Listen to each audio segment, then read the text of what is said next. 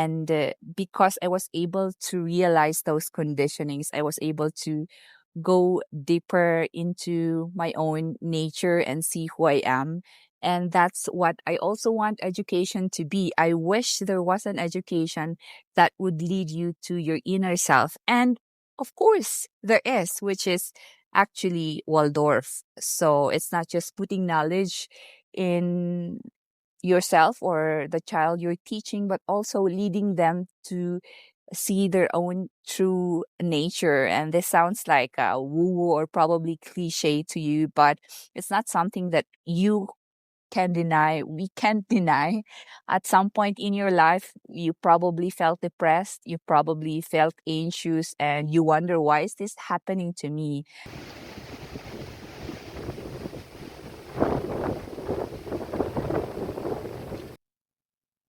Hey, I'm currently in Dalat City. It's a very high elevated locality around probably 1,500 to 2,500, 1,500 to 2,000 feet above sea level.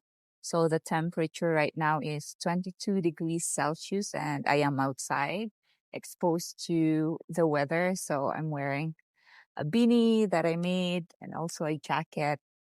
It could get cooler, especially in the morning and in the evening, like 16, 17, could even reach 15 in the afternoon, especially when it's raining. And yeah, I'm really happy that I'm here today because it feels like the consolidation of my, mental struggle for the past months. Because, yes, as you can read in the title, I'm done with ESL. I knew this for a while. I knew that um, English teaching is not going to be the thing that I'll be pursuing. I mean, not teaching, um, English teaching or ESL. I like teaching, don't get me wrong about that. And that's going to be the direction I'm going to. But there are several changes I'll have to make. I realized because I'm getting bored with this. um this current job, which is normal. If you've been doing it for a while, then you get, you get used to it and you want something new, which is not bad at all. And for one thing, well, that's one thing. I want to grow. I want to experience something new. But then I was also thinking, I thought I wanted to, be a senior teacher or work in an international school or maybe get a managerial position in the corporate industry of English language teaching. But then I realized, looking looking ahead 15, 20 years and looking at the education system I'm in, I feel like um it I don't have the energy to think about it. It's not like I'm excited about it, and that's very telling um on the decision I'll have to make. So yeah, even thinking of working in an international school doesn't seem appealing to me right now. Um, and yeah, I spent a lot of time thinking about this, which is not usually a good thing, thinking about things, but it could be okay sometimes as well, because you get to maybe pretty much decide or be decisive about the action you'll take and consider all the consequences and the implications of my decision. But it could also be paralyzing, analysis paralysis, that's what you call it. But yeah, a lot of things has brought me to think of how to transition to another teaching job or another teaching atmosphere. Mostly because um, this industry is very racist.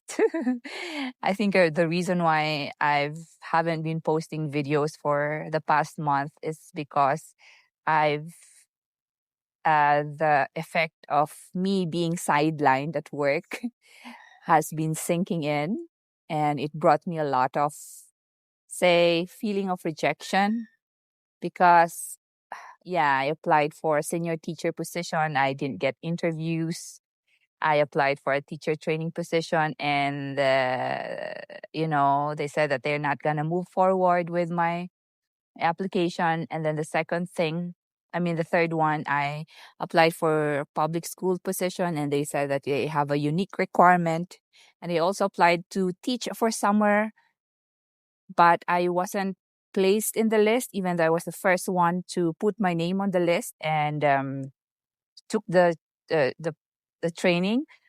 And I've learned after the summer school that my other native colleague was they insisted on him teaching summer school while there I was waiting for that role, you know. And I just felt like a lot of instances have made me experience being sidelined, especially in this workplace I'm in. I know I shouldn't be, you know, as a professional, I shouldn't be talking ill about my own institution, but um, yeah, these things aren't something to be kept under the rug. It's yeah. But anyway, so I've been thinking of transitioning to Waldorf, and I've thought this a lot.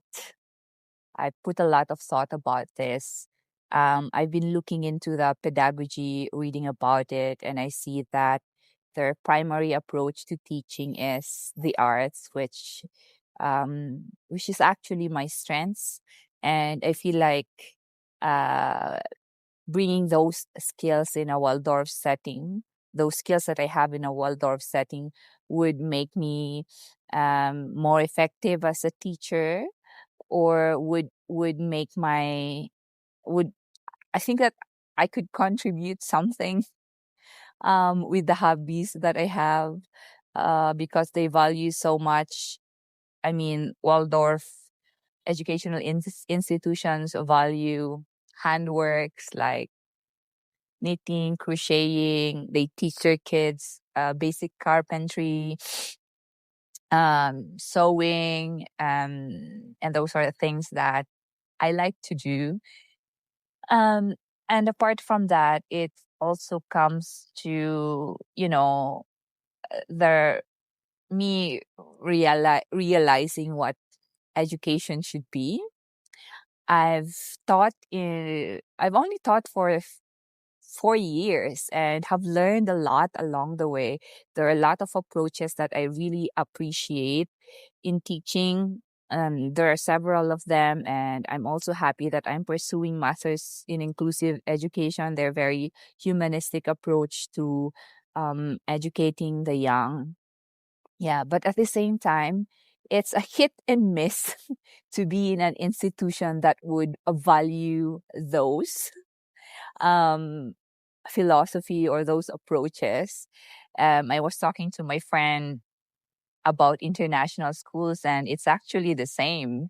You know, they they still prioritize their the business side of things over teaching. If they have to choose between pedagogy and business would win. um and yeah, that's what made me realize that probably I'm not for international schools or those kind of schools.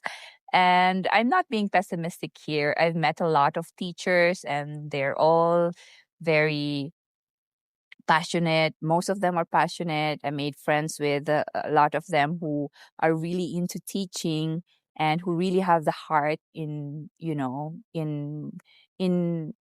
supporting kids learn.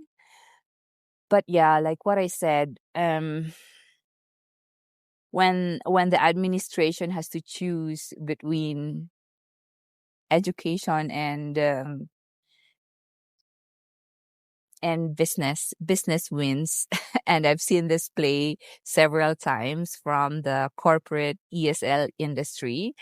Yeah, which, we've kind of mellowed down when responding to such already. I used to be very, let's say, combative and aggressive about it, which of course brought negative implications on my part. And I've been learning how to approach those kind of situations. But yeah, a lot of sad things about education, but I'm really hopeful about this profession as well. And I think that the pedagogy that would fit into the way I see the world is Waldorf. And why Waldorf? From my own life experience, I know that typical education fills you with lots of knowledge, lots of skills, and lots of things like input towards you, input, which then you kind of also try to practice in in the material world, which is a good thing. But then I realized that there's also this part of development and this part of growth that is leading someone to their true nature, to their own self, which was my journey. Um, uh, for the past for my past cycle for the past 7 years. uh, I fell ill, I was sick, and that was a time for me to look inwards.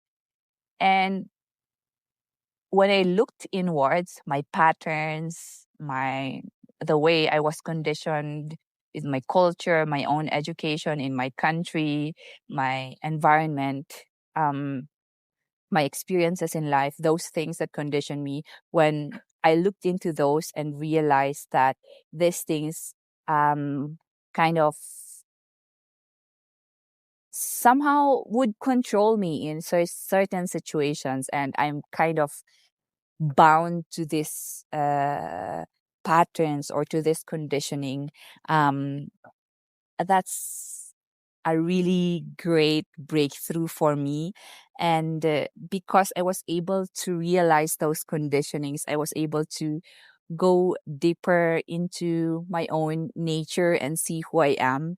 And that's what I also want education to be. I wish there was an education that would lead you to your inner self. And of course, there is, which is actually Waldorf. So it's not just putting knowledge in yourself or the child you're teaching, but also leading them to see their own true nature. And this sounds like a woo woo or probably cliche to you, but it's not something that you can deny. We can't deny. At some point in your life, you probably felt depressed, you probably felt anxious, and you wonder, why is this happening to me? And that's a signal for you to look into yourself, because a lot of these conditionings aren't working already. And, you need to recreate yourself. And how do you recreate yourself? Through creating another conditioning or going through you know, wearing another cloak of conditioning. Is that how it is? Um, I don't think so. That would make you more anxious. That would worsen your mental condition. The way towards it really is when you sit down and look inside yourself, and that's also when your body or your nervous system calms down, and eventually you feel better, and that's when you know that it's working. Going back to yourself or your inner self is uh what should be, that is what is working. Yeah, it's it sounds a bit complex when you talk about it, but when you do the experiential process of sitting down, of meditating, of going back and deconditioning yourself, it's a simple step, very simple, but the procedure, I mean, the process becomes a very daunting because you get to experience the different versions of you, which could be monstrous, and versions of you which you don't want to face, but you have to face them. Um, so yeah, mm, yeah, that's the kind of education that we owe to ourselves. And I felt like I went through that already. I went through that process, and I have a better understanding of myself. And it's not unique to me. A lot of teachers, a lot of spiritual teachers went through this. Not even those who are into spiritual profession like monks or priests, normal people, lay people, they went through this and they've become wiser. And because they were able to find themselves and that which gives them energy and makes them feel at peace, they're able to give something to the world. They were able to share their own merit, the peace that they found inside, the values that they found inside themselves, that they consciously want to choose to give to the world. Because sometimes when we with traditional education, or with the education that we have in the mainstream today, you want to earn degrees, you want to earn accolades, and then you say that you serve people. But how do you really serve people with degrees and accolades? You are serving yourself. You're serving uh your own self that is not yet secure, like you're trying to feel an emptiness inside. So um yeah, you work to feel better, or you work um to make yourself feel that void inside, as compared to when as compared to the people who were able to got in touch with themselves, and they don't fear losing things. They work in the slums, they work in difficult condition, but still they're very strong. They have a strong vision, and that's that's a really impressive sense of security, that you would know you're okay, even though you are in a very challenging, very difficult, very poor situation. Only a person who was able to build or create that safe and secure inner self gets to be able to do that. And so they're very admirable.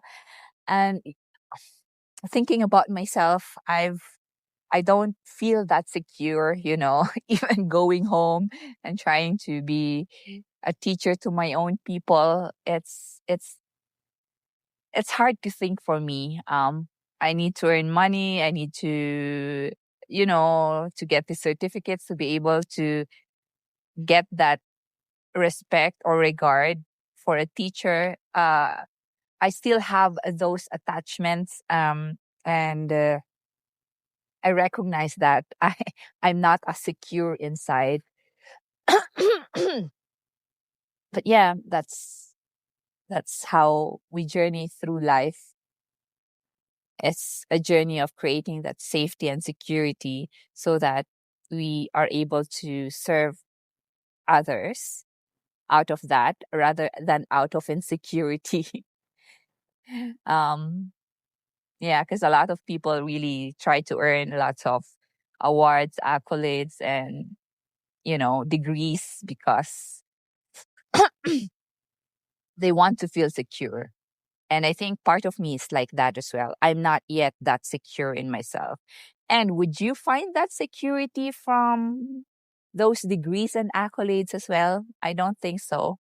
I know a lot of people have lots of degrees who don't feel secure. So it doesn't necessarily mean that you would feel secure if you have those. Um, they'd probably make you more insecure, because of you get to assume more responsibilities. So that's a different kind of security, to be able to feel at peace with yourself and just give from the fullness you found inside. And the journey through that is not easy. Um and yeah, that's how I want education to be. Apart from the knowledge of the outside world, it's helping ourselves as teachers to be closer to ourselves, so that we can do that, the same to the students who are under our wings. And yeah, I hope that my not really hoping, I'm pretty certain about it, that my journey or my transitioning to Waldorf would give me this a sense of being closer to myself, because I will be able to do the things that I'm really good at and I'm really confident and secure at, which are um, doing crafts, doing handwork, storytelling, poetry, the arts. And yeah, I'm very excited about it. And I've been doing some self-studying lately, because Waldorf is a really expensive certification. But we can be creative and listen to podcasts while knitting or while traveling, watch videos. And I have a Waldorf Steiner school near my house, and I'm thinking of um volunteering. So I'm trying to pull strings so that I I could go and volunteer there. That's my chatter update for now. I am in I am in a monastery right now. Um yeah. See you later.